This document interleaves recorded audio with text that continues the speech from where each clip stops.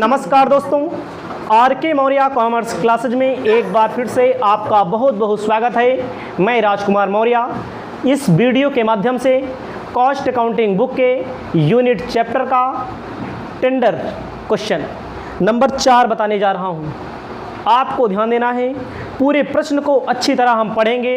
प्रश्न आपके सामने स्क्रीन पर दिख रहा है, आप पूरे प्रश्न को जरूर ध्यान से देखें। प्रश्न हमारा कहता है, मैसूर इंडस्ट्रीज लिमिटेड की लेखा पुस्तकों से निम्न सूचना 31 मार्च 2011 को उपलब्ध है।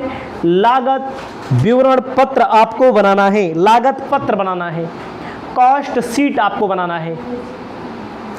आगे कहता है, प्रारंभिक रहतिया, ओपनिंग स्टॉक फिनिश गुड्स से संबंधित 20,000 का ओपनिंग स्टॉक दिया गया है।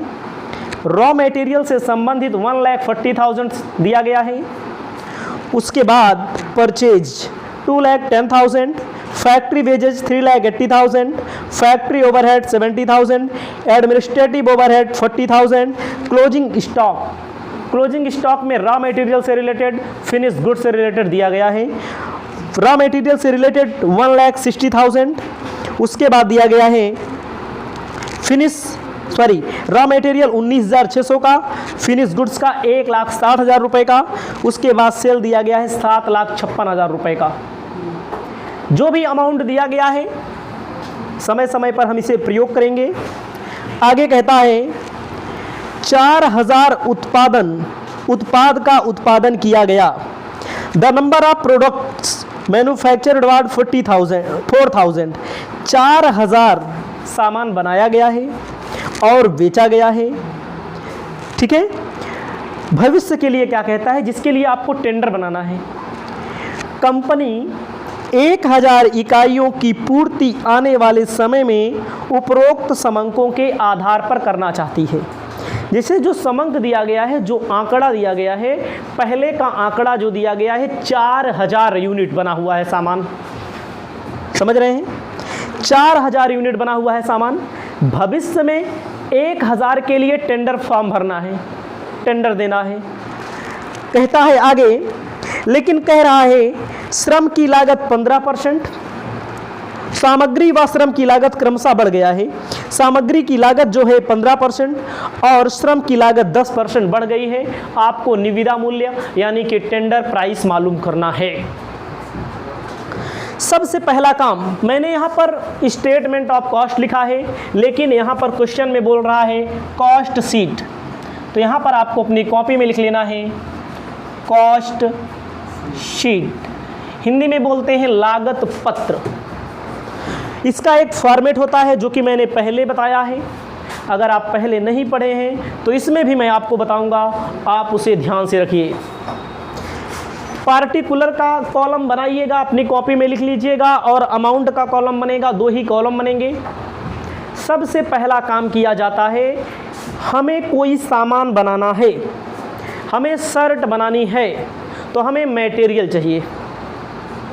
प्रश्न में मटेरियल के संबंध में कई सूचनाएं दी गई हैं, जैसे opening stock of raw material, closing stock of raw material, purchase of raw material. अगर ये सब चीज़ें दी गई हैं तो आपको मटेरियल कंज्यूम निकालना पड़ेगा, 100% निकालना पड़ेगा। आपको ध्यान देना है, आपके सामने जो क्वेश्चन दिख रहा है, सबसे ऊपर दिख रहा है ओपनिंग स्टॉक। ओपनिंग स्टॉक में फिनिश गुड्स ऑफिस के बाद जाता है। रॉ मटेरियल सबसे ऊपर होता है 1,40,000 रुपये का।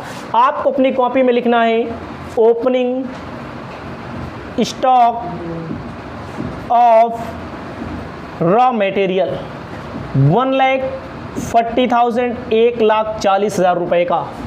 हमारे पास पहले से सामान मौजूद है 1,40,000 रुपये का। हम खरीदेंगे, मार्केट में जाएंगे, खरीदेंगे। परचेज किया गया है 2,10,000 रुपये का। जब परचेज किया जाता है तो जोड़ लिया जाता है परचेज ऑफ रॉ मटेरियल 2,10,000 रुपये का। परचेज करने के बाद भाड़ा देते हैं, चुंगी देते हैं, डायरेक्ट एक्सपेंसेस ऑफ मटेरियल होता है, तमाम चीज़ें होती हैं। लेकिन इस प्रश्न में ऐसा कुछ नहीं कहा गया है, सिर्फ आपको ओपनिंग स्टॉक और उसके बाद परचेज जोड़ देना है। आ रहा है 3,50,000 माइनस कर दिया जाएगा closing stock of raw material. Closing देखो लास्ट में दिया गया है, क्लोजिंग का मतलब जो बच गया 19,600 रुपये का, 19,600 रुपये का, इसको माइनस कर लेंगे। माइनस करने के बाद जो आएगा मटेरियल कंज्यूम आएगा, यहाँ पर आएगा 400, यहाँ पर आएगा 9, यहाँ पर आएगा 0, यहाँ पर आएगा 3, यहाँ पर आ जाएगा 3,30,400, 3,30,400 क्या है आपका मटेरियल कंज्यूम। कंज्यूम्ड का मतलब क्या हुआ, प्रयुक्त, प्रयुक्त सामग्री। हमेशा याद रखिएगा, जहाँ जहाँ से कॉस्ट बढ़ेगी ऐड किया जाएगा, जहाँ जहाँ से कॉस्ट घटेगी लेस किया जाएगा। इसके लिए आपको मटेरियल कंज्यूम निकालने के संबंध में 5 से 7 10 क्वेश्चन मैंने बताया हुआ है, जो कि पिछली क्लासों में उपलब्ध है। ठीक है, मटेरियल कंज्यूम आपका निकल के आ गया। भैया मटेरियल कंज्यूम जब निकल के आ गया तो हमें वेजेज चाहिए, मजदूर चाहिए जो काम करेंगे, वो काम करेंगे। काम करने के आधार पे बोला गया है फैक्ट्री वेजेज। फैक्ट्री वेजेज 3,80,000 रुपये का बोला गया है। फैक्ट्री वेजेज 3,80,000 रुपये का बोला गया है। जोड़ लिया जाएगा, ऐड कर लिया जाएगा। ऐड करने के बाद जो आएगा उसे बोलेंगे प्राइम कॉस्ट। यूनिट चैप्टर पढ़ते हैं तो फैक्ट्री वेजेज फैक्ट्री में जाता है, लेकिन टेंडर में यहीं रहेगा। कितना हो जाएगा 400, 0, 8, 3, 11 हासिल 1, 7,10,400 प्राइम कॉस्ट आएगा ना। जोड़ घटाव गुणा भाग आपको आना चाहिए। कैलकुलेटर का प्रयोग बीकॉम की परीक्षाओं में किया जा सकता है। आपको आगे ध्यान देना है, फैक्ट्री वेजेज लिखने के बाद जब प्राइम कॉस्ट आ गया तो आपको लिखना पड़ता है फैक्ट्री खर्चा। हमें मटेरियल कंज्यूम मिल गया, हमें मजदूर मिल गए, कोई ऐसा स्थान होगा जहाँ पर काम किया जाएगा, उस वहाँ पर जो खर्चा होगा उसे बोलेंगे factory overhead. Factory overhead, factory overhead कितने रुपए का दिया गया है देख सकते हैं आप, 70,000 रुपये का दिया गया है। 70,000 आ जाएगा 7,80,400, इसे कहेंगे वर्क कॉस्ट। वर्क कॉस्ट के बाद आपको ध्यान देना है, वर्क कॉस्ट के बाद आपका क्या आता है, ऑफिस से संबंधित खर्चे लिखे जाते हैं। फैक्ट्री के बाद ऑफिस आता है, दिया है ऑफिस से संबंधित एडमिनिस्ट्रेटिव एक्सपेंसेस। एडमिनिस्ट्रेटिव एक्सपेंसेस कितने रुपए का दिया गया है, 40,000 रुपये का दिया गया है। जब एडमिनिस्ट्रेटिव एक्सपेंसेस जोड़ देंगे 8,20,400, इसे बोलेंगे कॉस्ट ऑफ प्रोडक्शन। उसके बाद आपको यहाँ पर ध्यान देना है, कॉस्ट ऑफ प्रोडक्शन के बाद क्या करना है, प्लस किया जाता है opening stock of finish goods. Opening stock दिया गया है शुरू में, देखिए फिनिश गुड्स 20,000 रुपये का, जोड़ लिया जाएगा, आ जाएगा 8,40,400। माइनस किया जाता है closing stock of finish goods, 1,60,000 रुपये का दिया है क्लोजिंग स्टॉक, माइनस किया जाता है closing stock of finish goods 1,60,000 रुपये का। आपको ध्यान देना है, यहाँ पर हो जाएगा 400, यहाँ पर हो जाएगा 0, यहाँ पर 14 में से 6 माइनस कर दीजिए 8, 7 में से 1 माइनस कर दीजिए 6,80,400। ये आपका क्या आया, इसे बोलेंगे cost of goods sold. Cost of goods sold. उसके बाद आपको ध्यान देना है आगे, कह रहा है बिक्री 7,56,000 की हुई है, सेल्स लिख देंगे सेल्स लिख देंगे 7,56,000। आपको ध्यान देना है, इसके बाद कोई खर्चा नहीं, तो यही हमारा टोटल कॉस्ट हो जाएगा। दोनों का अंतर आपको दिख रहा है, इन दोनों का अंतर माइनस करिए आप। 7,56,000 में 6,80,400 आपका जो निकल के आएगा उसे बोलेंगे प्रॉफिट। कैलकुलेटर दीजिए, ध्यान देना है आपको। 7,56,000 में 6,80,500, 7,56,000 माइनस 6,80,400 आ रहा है 75,600 फ़ायदा। कितना आ रहा है? 75,600 आपका फ़ायदा निकल के आ रहा है। एक बार फिर हम आपको समझाते हैं ताकि कोई दिक्कत ना हो, कोई दिक्कत नहीं होगी आपको, ठीक है। 75,600 फ़ायदा निकल के आ रहा है। फिर समझिए, सबसे पहले मटेरियल कंज्यूम निकाला जाएगा। मटेरियल कंज्यूम के लिए opening stock of raw material plus purchase of raw material minus closing stock of raw material आ जाएगा मटेरियल कंज्यूम। मटेरियल कंज्यूम के बाद फैक्ट्री का वेजेज जोड़ देंगे, आ जाएगा प्राइम कॉस्ट। प्राइम कॉस्ट में फैक्ट्री का खर्चा जोड़ देंगे, फैक्ट्री ओवरहेड आ जाएगा वर्क कॉस्ट। वर्क कॉस्ट में ऑफिस जोड़ देंगे, ऑफिस मतलब एडमिनिस्ट्रेटिव, आ जाएगा cost of production. Cost of production में opening stock of finish goods जोड़ देते हैं, closing stock of finish goods minus कर देते हैं, आ जाता है कॉस्ट ऑफ गुड सोल्ड। इसके बाद कोई खर्चा नहीं, टोटल कॉस्ट होगा।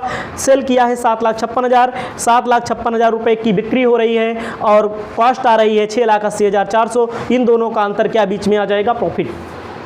कितना आउटपुट हुआ? 4,000 यूनिट सामान यहां पर बना हुआ है। कितना आउटपुट हुआ?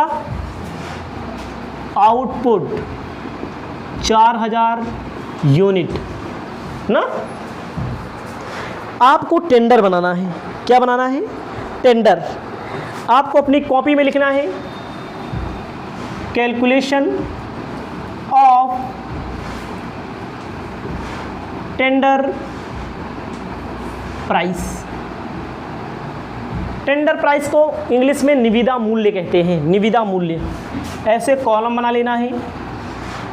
कॉलम हम आपको बना के बता देते हैं बेहतरीन तरीके से। पूरे प्रश्न को ध्यान से देखिए, समझ में आएगा ज़रूर।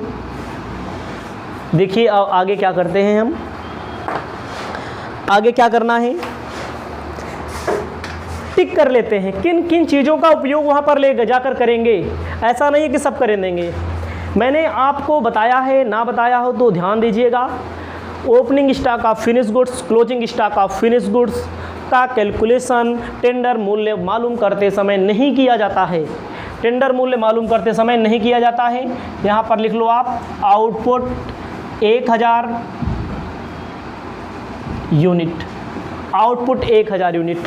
आप टिक कर लीजिए क्या क्या प्रयोग डायरेक्ट करते हैं। ये सब चीज़ों को भी इकट्ठा अलग अलग नहीं करेंगे। ये सब चीज़ें यहाँ पर पकड़ेंगे, यहाँ पर पकड़ेंगे, यहाँ पर पकड़ेंगे, यहाँ पर पकड़ेंगे। इतने पकड़ना है आपको, ठीक है। इसी को यहाँ से पकड़ करके यहाँ पर रख देना है और कुछ नहीं करना है। यहाँ पर 4,000 यूनिट का मामला है, यहाँ पर आपको 1,000 यूनिट के मामले पर सेट कर देना है। शुरुआत करते हैं। सबसे पहले क्या लिखेंगे? मटेरियल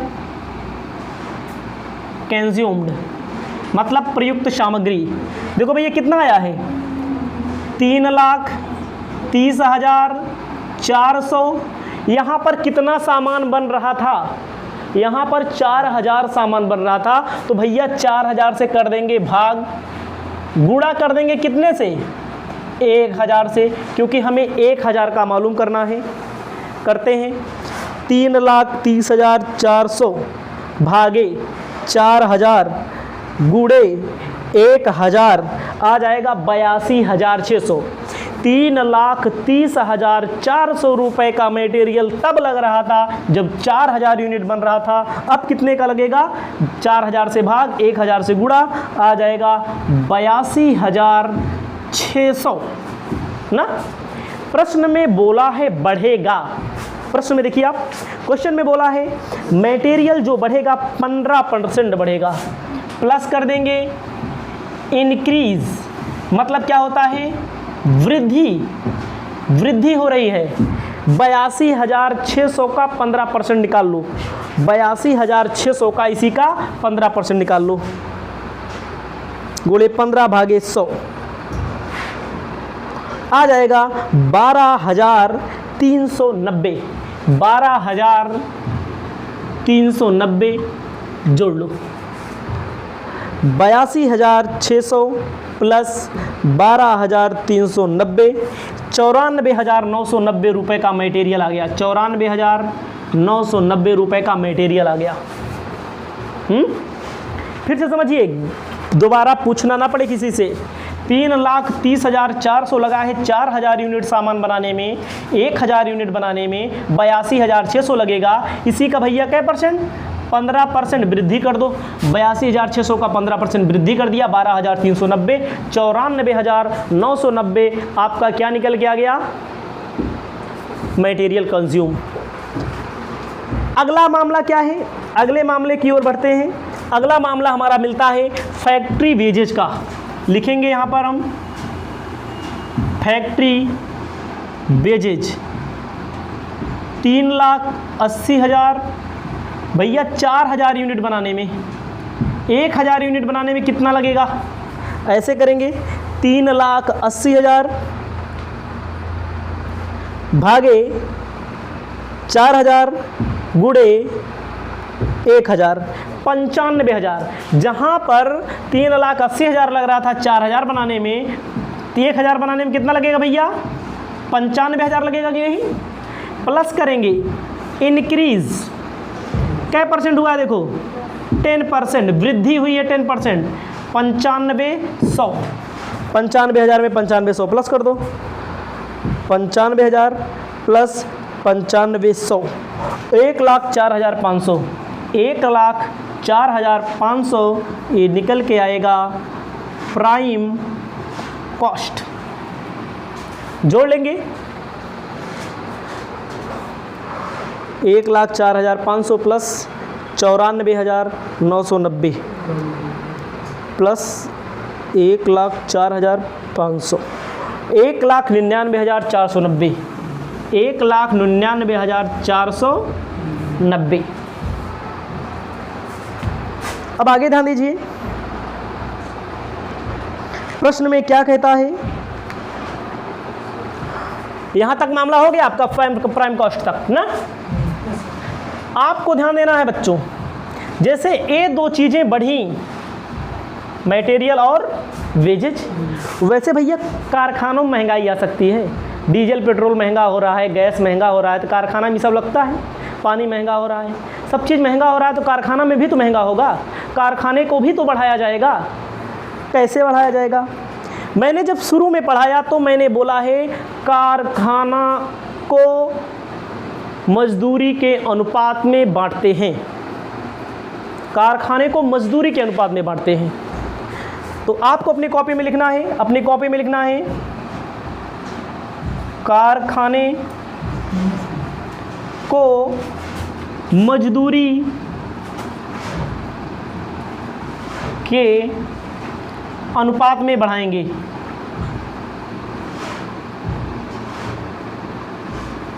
कारखाना को मजदूरी पर आपको ध्यान देना है। मैंने एक सूत्र बताया है शुरू में, जब हम बताए हैं, नहीं बताए हैं तब भी समझते चलिए। का भागे 7 या पर इंटू 100, ठीक है। Factory overhead with wages English में कहते हैं। तो किसका बोल रहा है, फैक्ट्री ओवरहेड कितना है, 70,000, 70,000 ऊपर रखिए, मजदूरी 3,80,000 नीचे रखिए, गुणे 100, 70,000 गुणे 100 भागे 3,80,000, 18.42%। क्या रहा है, 18.42%। इसका मतलब क्या हुआ, जितना मजदूरी लगी है, जितना फैक्ट्री का खर्चा लगा है, मजदूरी का 18.42% लगा हुआ है। परसेंट यहाँ निकालेंगे, प्रयोग कहाँ करेंगे, वहाँ प्रयोग करेंगे, टेंडर वाले में प्रयोग करेंगे। देखो यहाँ पर 70,000 ऊपर रखा, 3,80,000 नीचे रखा, भागे गुणे 100 कर दिया। तो कहने का मतलब जो फैक्ट्री ओवरहेड लगा है किसका कितना है, मजदूरी का 18.42% है ना, तो यहाँ मजदूरी कितना है 1,04,500, मजदूरी यही तो होगी 1,04,500 मजदूरी ये होगी। इसी का क्या परसेंट 18.4% लिखा जाएगा factory overhead at the rate of 18.42% of wages. 1,04,500 का निकाल लो, 1,04,500 गुणे 18.42 भागे 100, 19,248, 19,248.9 आ रहा है, 249 मान लेंगे, इसको जोड़ देंगे आ जाएगा वर्क कॉस्ट 1,99,490 प्लस 19,249, 2,18,739, 2,18,739, इसे कहते हैं वर्क कॉस्ट। मैंने और बातों को बोला है, मैंने और बातों को क्या बोला है, बार बार बोलते हैं, 1000 बार बोलते हैं, opening stock of finish goods और closing stock of finish goods नहीं लिखा जाएगा। लेकिन अभी एक चीज़ और है, एडमिनिस्ट्रेटिव प्रशासनिक खर्चा। प्रशासनिक खर्चे के लिए ध्यान देना है आपको। प्रशासनिक खर्चा किस पर निकाला जाता है, इसको मिटा देते हैं अब। प्रशासनिक खर्चे के लिए अनुपात जो होता है कारखाना लागत के अनुपात में, ठीक है। प्रशासनिक खर्चा जो है कारखाना लागत के अनुपात में। प्रशासनिक खर्चा कितना है 40,000, कारखाना कितना है 7,80,400, गुणा कर दो सैकड़ा से, 40,000 गुणे 100 भागे 7,80,400, 5.125%, 5.125 मतलब होता है 5.13 आ रहा है, 5.125 मतलब इसको क्या कर सकते हैं 5.13%। समझिए फिर से, मैंने जैसे यहाँ पर निकाला तो इसके लिए क्या होता है कार्यालय को कारखाना लागत के अनुपात में काम करते हैं। तो कार्यालय मतलब कि एडमिनिस्ट्रेटिव 40,000 रुपये का है, 7,80,400 गुणे 100 कर देंगे, समझ में आया। तो 5.13%, इसी का 5.13% निकाल लो, लिखा जाएगा एडमिनिस्ट्रेटिव एक्सपेंसेस 2,18,700 ऐसे डायरेक्ट लिख दो eight the rate of 5.13% of किसका वर्क कॉस्ट का, इसी का निकाल के लिख दो बस। 2,18,739 गुणे 5.13 भागे 100, 11,221.31, 11,221 अकेले लिखेंगे, 3 को छोड़ देंगे। आपका जो निकल के आएगा यहाँ पर कॉस्ट ऑफ प्रोडक्शन निकल के आएगा,